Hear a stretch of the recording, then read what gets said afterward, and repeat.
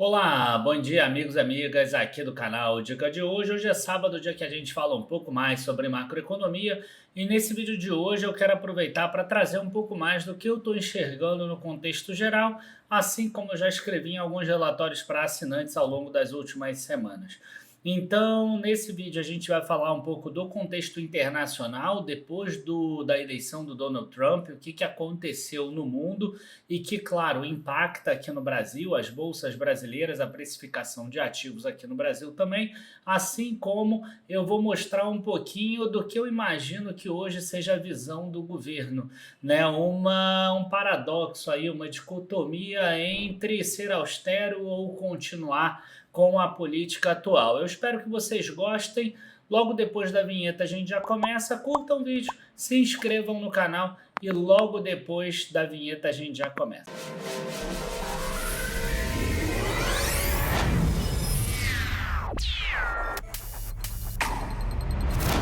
Bom, gente, a primeira coisa que eu quero aproveitar para falar para vocês é que o cenário internacional e o cenário aqui no Brasil, ele tem mudado com muita constância, tá? É claro que a gente não pode ficar comprando e vendendo ativos com muita constância. Então, a gente sempre fala e a gente sempre alerta para os nossos assinantes para que eles mantenham uma carteira diversificada investida em várias classes de ativos. Nesses últimos 2 meses, por exemplo, o que está sobressaindo mais é o Bitcoin, por exemplo, né? São as criptomoedas.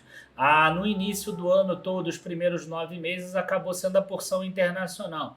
Ano passado, quem acabou se dando bem foi a porção Brasil, que aí soma renda variável com os fundos imobiliários. Então é importante você ter uma carteira diversificada, o mundo é cíclico e eu já percebi ao longo de 25 anos no mercado financeiro que não faz sentido você ficar tentando adivinhar o timing, tá? Compra vários ativos e mantém a carteira diversificada e sempre investe naquele que está atrás.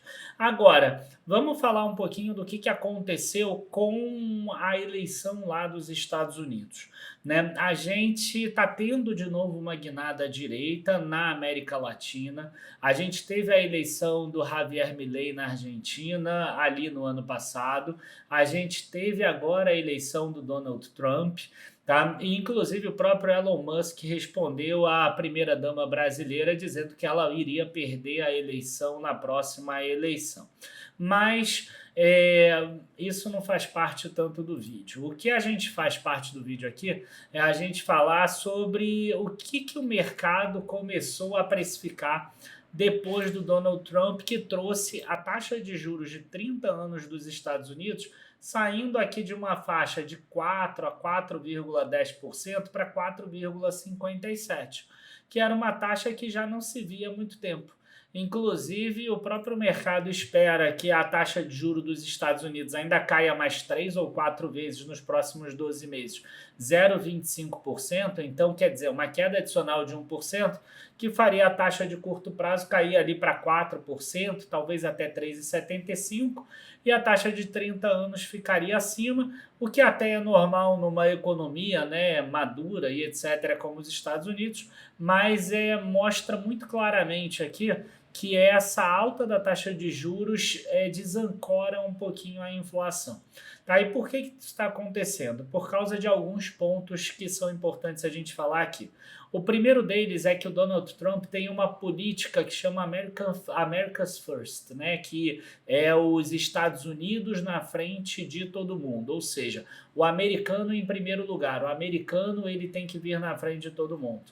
Então, a gente tem uma política que deve sobretaxar produtos importados e principalmente produtos chineses. E aí o que acontece? Se você sobretaxa o produto chinês, o produto que vem de fora, é claro que em um momento a pessoa pode pensar assim, que bom para o americano, as indústrias americanas vão ficar mais fortes, elas vão poder produzir mais, vão poder gerar mais empregos, e isso é verdade.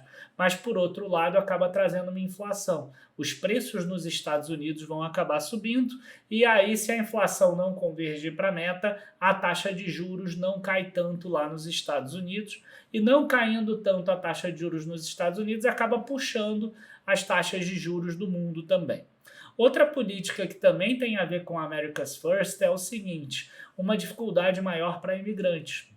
E a gente sabe que a mão de obra de imigrantes latinos, principalmente vindos do México, da América Latina, um pouco até às vezes vindo do Brasil, ali no sul dos Estados Unidos, na Flórida, na Geórgia, e por aí vai, a gente acaba tendo, né, uma mão de obra mais barata. A mão de obra imigrante ela é mais barata do que a mão de obra notadamente americana, que eu digo americana dos Estados Unidos.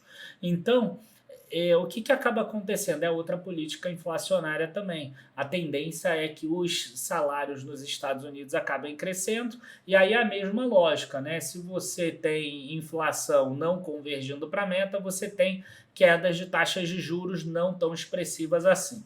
E a gente percebeu isso ao longo dos últimos meses, né? A gente percebeu aqui, ó, na nossa própria taxa de juros. A gente percebeu que de outubro, principalmente quando começaram a precificar Trump, a gente vê uma taxa de juros que saiu de 12,3 aqui no vértice de 2031 para 12,99. Então a gente chegou em 13% e exatamente por isso que a gente chegou a ver IPCA mais 7%.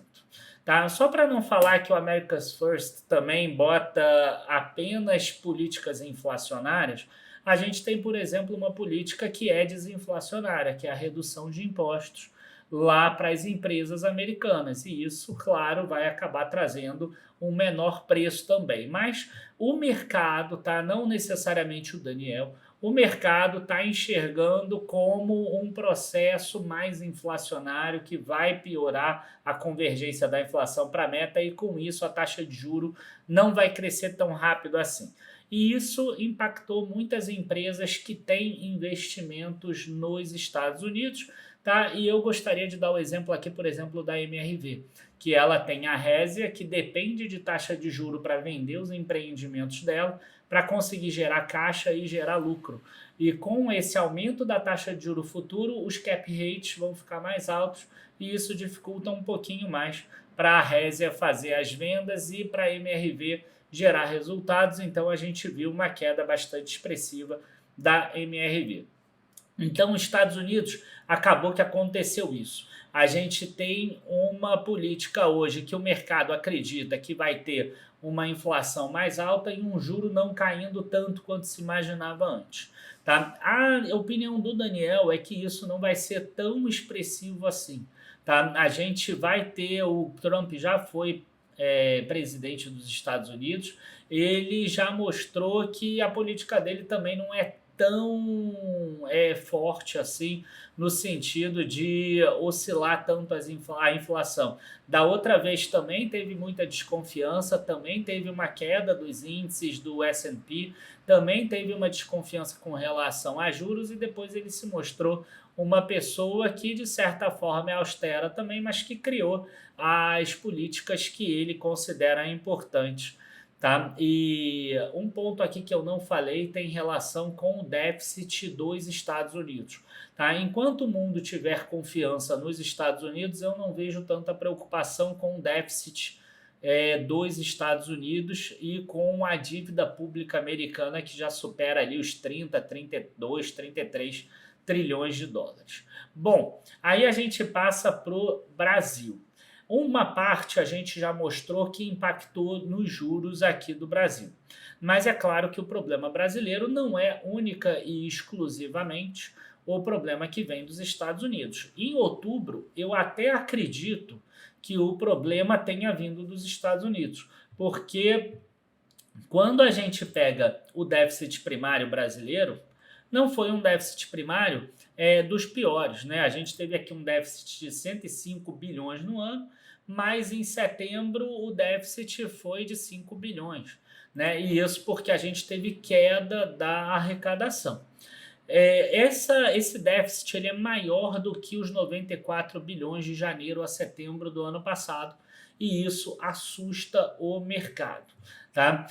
Outra coisa também que assusta o mercado é que a meta do arcabouço fiscal previa déficit zero para esse ano ou na tolerância de 28,8 bilhões, está muito distante, 105 bilhões. Então, fazendo uma matemática simples aí, de 105 para 28, a gente precisa ter uma queda aí, um corte de gasto de 70 a 80 bilhões mais ou menos, e é sobre isso que a pauta econômica brasileira está falando. Então, quando a gente pega aqui pacote de corte de gastos, a gente vai ver um monte de matérias, ó, há 8 horas, um dia atrás, há 9 horas, há 16 horas, e o meu vídeo pode estar velho quando ele for ao ar, porque eu estou gravando na quinta-feira de manhã e o vídeo vai ao ar sábado. Então pode ser que saia o pacote de gastos nesse período. Tá? Para mim, assim, o mercado ele acredita num corte de gastos de 70 bilhões. Se vier acima disso, o mercado vai gostar. Se vier abaixo disso, o mercado não vai gostar. Se vier acima disso, mas incluir taxações, novas taxações, ou seja, não é um corte de gastos propriamente dito, mas a criação de novos impostos, como, por exemplo, impostos sobre dividendos, impostos para ricos e ultra-ricos, etc., o mercado não vai gostar. O dinheiro sai do Brasil e aí a gente pode ter uma pressão no dólar. Tá? Eu acredito que o mercado e o presidente já entenderam isso e o presidente já demonstrou várias vezes que ele tem um certo medo da inflação subir muito, porque ele sabe que inflação alta atrapalha exatamente as classes mais pobres, que são o eleitorado dele. Porque quando você tem uma inflação muito forte, a pessoa que poupa, ela normalmente ela está protegida contra a inflação. Se você investe numa renda fixa que paga o CDI, você está protegido contra a inflação. Se você investe numa renda fixa que paga IPCA mais alguma coisa, você está protegido contra a inflação. Se você investe mesmo num fundo imobiliário ou numa ação que paga dividendos, por exemplo, no longo prazo você também está protegido contra a inflação. Assim como a pessoa que poupa e investe em imóveis físicos também está protegido contra a inflação e contra uma alta, por exemplo, do dólar. A grande questão é, a pessoa que é o eleitorado do Lula, ela não poupa, na maioria das vezes, ou poupa muito pouco do salário dela, porque são pessoas mais pobres. E ele sabe que a inflação vai acabar batendo direto no eleitorado dele. Então ele entende que para o dólar não disparar, que vai acabar trazendo a inflação junto, e também vai acabar fazendo com que o Banco Central aumente o juro, ele sabe que é importante esse corte de gastos. Agora, esse é um lado do Lula. O outro lado, na minha visão do Lula, ele sabe que ele foi eleito pelas classes mais pobres, e as classes mais pobres, elas dependem de salário, dependem de emprego e dependem de uma boa economia. Né? E isso tudo, pelo menos até o momento, tá? O Lula tem entregue. Então a gente pode ver algumas matérias aqui, ó. Brasil atinge a menor taxa de desemprego em 11 anos. Taxa ficou em 6,4% no trimestre encerrado. Essa é uma matéria de 31 de outubro agora, de 2024. Quando a gente olha os dados aqui da PNAD contínua com relação ao rendimento médio real, efetivo e habitual do trabalhador, a gente vai ver que desde o terceiro trimestre de 2022 aqui, a gente tem aumento real da renda do trabalhador. E nos últimos trimestres aqui, para pegar a parte do Lula, 7,4% de alta, 6,2% de alta, 4,2%, 3,1%, 4% e 5,8% frente ao ano passado. Quer dizer, o segundo trimestre de 2024 é um aumento de renda real do trabalhador de 5,8%, frente a uma base que já tinha crescido 6,2%. O que é muito mais fácil do que crescer 6,2% sobre uma base que tinha caído 5,1%. Né? Em gráficos, a gente consegue perceber aqui que a renda média real do trabalhador ela já está atingindo aqui o mesmo nível da época da pandemia que os trabalhadores receberam dinheiro do governo. Né? Então, essa renda média real efetiva do trabalhador faz com que a popularidade do governo ele esteja ainda alta. Né? A popularidade do Lula aqui, ó, 51% em 2 de outubro e agora a gente tem aqui, ó, 45,7% dos entrevistados afirmaram aprovar o desempenho de Lula, enquanto 49,7% desaprovam. E a gente sabe que existe, né, um plano de governo para continuar e para se perpetuar no poder dentro ali do Partido dos Trabalhadores. Isso é muito claro para a gente observar isso. Então, a gente tem, de um lado, né, uma economia que está andando bem. Inclusive, a gente pode dizer que o Brasil foi a sexta economia que mais cresceu no mundo em 2024, em matéria da BBC News, né, com crescimento superior a 3%, mesmo num período desafiador com juros muito altos. Então, eu, na minha visão, imagino que o Lula tem um lado dele que ele sabe que a economia está crescendo, o desemprego está caindo, exatamente porque está tendo gastos do governo, e esses gastos podem continuar talvez por 2 anos, e se continuarem por 2 anos, a economia continuar crescendo e os empregos continuarem aparecendo, ele tem uma boa chance de se reeleger, né? Ou de alguém que ele indique ser candidato e ganhar, por exemplo, as eleições. Embora a popularidade do governo esteja caindo nesse momento agora, a gente sabe que tem uma certa ciclicidade nessa popularidade também. Então, esse lado do Lula vai ser contra o corte de gastos, porque o corte de gastos vai acabar freando a economia, vai acabar freando essa criação de emprego e essa criação de renda real do trabalhador. Por outro lado, ele sabe que se ele não cortar gastos, né, a inflação vai disparar, o dólar vai acabar subindo também, e aí a gente vai ter uma saída de recursos do Brasil e isso vai sim tirar empregos e vai fazer a economia cair, até porque com a inflação subindo a gente vai ter um aumento das taxas de juros que freia a economia. Então, qual é a grande questão hoje? É conseguir tentar, né, para o governo fazer com que exista um corte de gastos, mas que não impacte tanto o eleitorado do presidente. Então eu imagino que ele vai continuar no fio da navalha, ou seja, ele vai ficar ali no limiar entre agradar o mercado e agradar o eleitorado dele, como aquele bom político, né, que tenta agradar as duas partes. Só que isso não consegue se manter no longo prazo. Mas o próprio governo ele vai querer manter isso até 2026. E se for reeleito, aí eu tenho medo que aconteça o que aconteceu logo depois da reeleição da Dilma, que aí em 2015 o Brasil jogou a inflação lá para cima, a gente teve um dólar que subiu de 2,20 para R$ 4, e aí a gente teve uma queda muito forte. Tá? Por outro lado, a gente sabe que essa queda de popularidade, por exemplo, do presidente, pode fazer com que o mercado, a partir do segundo semestre, principalmente do ano que vem, comece a precificar uma eleição de um candidato talvez mais de centro à direita. Não imagino um tão à direita como foi Bolsonaro, não. Tá? E na visão do mercado, para mim, todos os candidatos do Brasil são de esquerda, porque todos eles são populistas.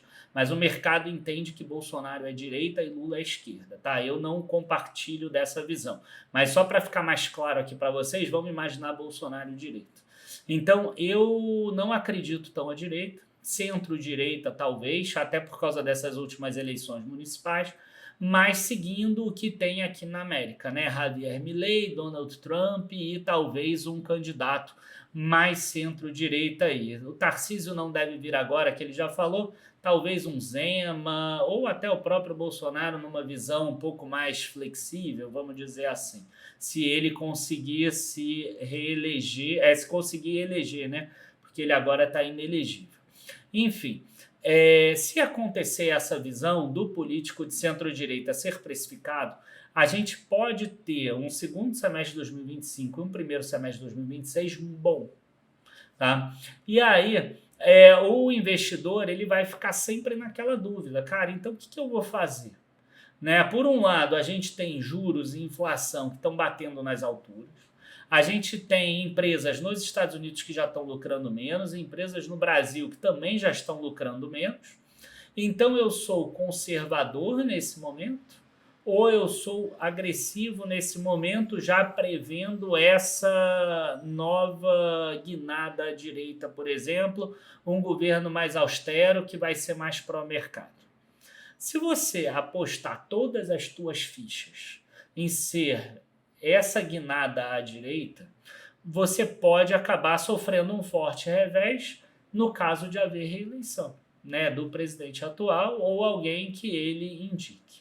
Se porventura você for muito conservador, você pode perder uma alta muito forte, né, que vai ser a da guinada direita. A gente viu que a Argentina continua crescendo, mas antes do Milei ser eleito, a Argentina cresceu mais do que ela cresceu esse ano, né? Então, o que a gente sempre fala é que a gente acha que é interessante que você tenha uma carteira diversificada.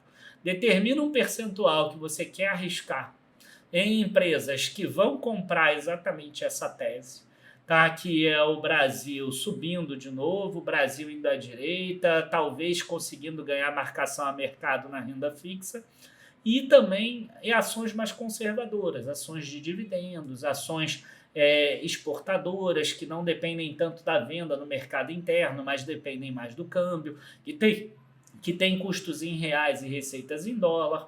Então, a receita é muito simples, é você diversificar, é você montar a estrutura que eu gosto de montar, que é aquela estratégia que tem o núcleo e satélite, é a Core Satellite. Hoje o Core, é claro que é uma estrutura muito mais conservadora, né, com bancos, com empresas de energia, saneamento, seguradoras, exportadoras e etc. As empresas satélites são aquelas que têm um grande potencial de crescimento que depende do mercado interno, né? Uma empresa de saúde, uma empresa de construção civil, uma empresa de varejo, empresas de propriedade, empresas nesse sentido. Então, eu acredito que nesse momento o cenário é muito incerto. Tá? A pressão sobre o cenário atual piorou com os Estados Unidos agora prevendo uma inflação maior, o que deve manter as taxas de juros mais altas ao redor do mundo, tá? E que acaba impactando o Brasil também, né? Aquele diferencial de spread que era uma tese de quando o Brasil subisse os juros. Você vê que ela não se confirmou e muitas das teses do mercado não se confirmam. Então, é importante que a gente tenha cautela, mas que não perca também a alta. E isso você só vai conseguir com uma carteira diversificada, tá? Eu espero que vocês tenham gostado desse vídeo de hoje. Se vocês gostaram, não deixem de curtir, se inscrever no canal, mostrar para outros amigos, colegas e etc. Você pode copiar o link desse vídeo nos seus grupos de WhatsApp, de Telegram, colocar lá no Instagram, que a gente reposta também. E esse eu acho que é o meu recado final. Assim, e lembrando para vocês seguirem a gente no Instagram, @dicadehoje_7. Todo final de semana a gente coloca uma caixinha de perguntas e aí a gente responde lá as perguntas. Além disso, a gente tem muito conteúdo bom lá. E se você quiser ser assinante nosso, os planos estão aqui na descrição do vídeo, tá? dicadehoje7.com/assinaturas. E aí você vai procurar e vai encontrar todas as nossas assinaturas. A que é mais diversificada seria a carteira plena ou renda total. Tá? As outras são assinaturas mais específicas, né? Ou produto de ações, ou fundos imobiliários, ou renda fixa, etc. Aquelas que diversificam mais, carteira plena ou renda total. Bom, enfim, pessoal, abraços, bons investimentos e até a próxima. Tchau, tchau.